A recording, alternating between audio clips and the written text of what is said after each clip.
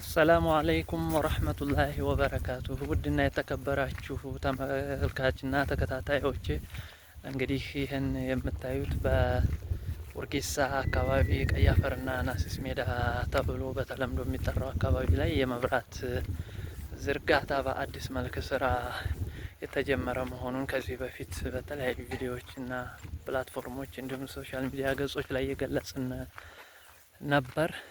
እንግዲህ ያለውን ፕሮግረስ ምን ይመስላል የሚለውን ላስቃኛችሁ ወደድኩና እንደምታዩት እዚህ አዲስ ምሪት ነበረ። በምሪቱ ላይ ያሉ የተተከሉ የመብራት ፖሎች እና የቤቶቹ አቀማመጥ ዝርጋታው ምን ይመስላል የሚለውን ላስቃኛችሁ ስለወደድኩ ነው። እንደምታዩት እንግዲህ የፖል ተከላ ስራውን ይጨርሰናል። በህብረተሰቡ ተሳትፎ የተሰራ ስራ ነው ይሄ። ከዚህ በፊት ምንም አይነት የመብራት አገልግሎት ያገኝ ያልነበረ አካባቢ ነው። በአዲስ መልክ እንግዲህ የዝርጋታ ስራውን በዚህ መልኩ እያካሄድን እንገኛለን።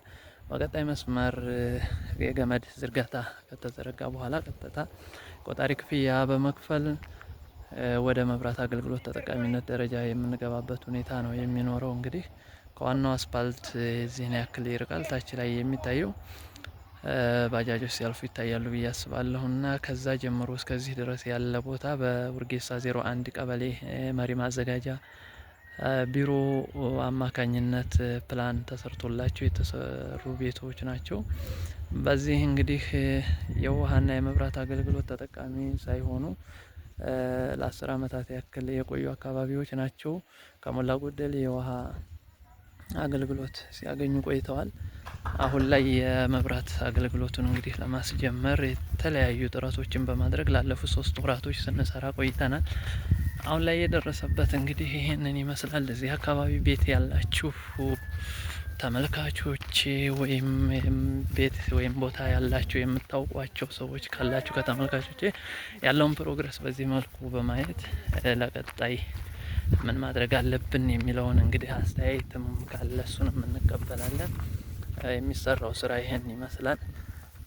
ከነገ ጀምሮ ቀጥታ የኬብል ዝርጋታ ይካሄዳል። የቆጣሪ ክፍያ አስጀምረን እንግዲህ ረመዷን 7 ላይ እንገኛለን። ዛሬ ላይ ይህን ቪዲዮ በምሰራበት ሰዓት እስከ ረመዷን 15 የመብራት አገልግሎት ይጀመራል የሚል እቅድ ይዘን ነውና እየሰራን ያለ ነው። እንግዲህ ተመልካቾች ምን ይጨመር ምን ይደረግ የሚለውን በአስተያየት እጠብቃለሁ። ያለው ነገር እንግዲህ ፕሮግረሱን ይሄን ይመስላል ብዬ ለማሳየት ያክል ነው ይሄንን ቪዲዮ በኦፍ በረር እየሰራሁ ያለሁት። በቀጣይ ያሉትን እንቅስቃሴዎች እግር በእግር በትኩስ መረጃ የማደርሳችሁ ይሆናል።